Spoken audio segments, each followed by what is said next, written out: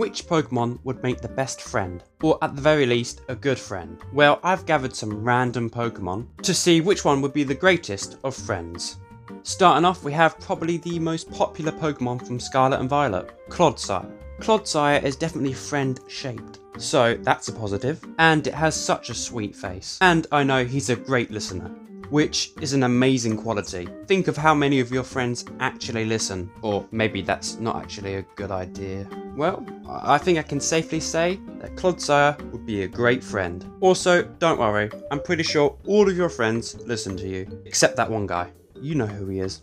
What about a more intimidating Pokemon, like Corviknight? Could it be your friend? Well, yes, it's certainly protective, so you definitely feel safe around it, and despite its rather scary appearance, I believe it would be gentle towards those it holds close. Just one problem, you're probably gonna need a really large bird feeder. Apart from that, Corviknight would make a great friend. Let's talk about an OG Pokemon now. Snorlax is literally the shape of a teddy bear. That's a positive already. And it doesn't matter if you're terrible at cooking, it's gonna eat anything.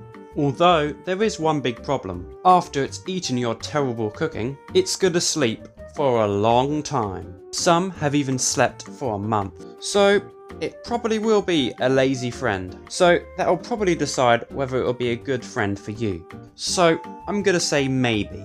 Probably the most likely to be your friend on this list, because it's a dog. You know, man's best friend. Now, its general expression does look a bit grumpy, but we all know it has a kind heart. And if I learnt anything from Arven's story, it's that Mabosstiff is extremely loyal and enduring. I would definitely have Mabosstiff as my friend. Now, this might not be your first choice for a friend, but I believe Frosmoth has a lot to offer. Let's start off with the fact that it evolves by friendship, so that's a good sign.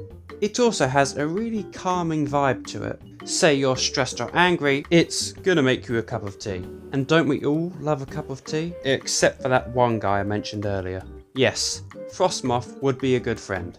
Now, do we really have to think about this one? The answer is yes. Quagsire would be the best friend of all time. That's it. I hope you enjoyed, and remember everyone, stay awesome.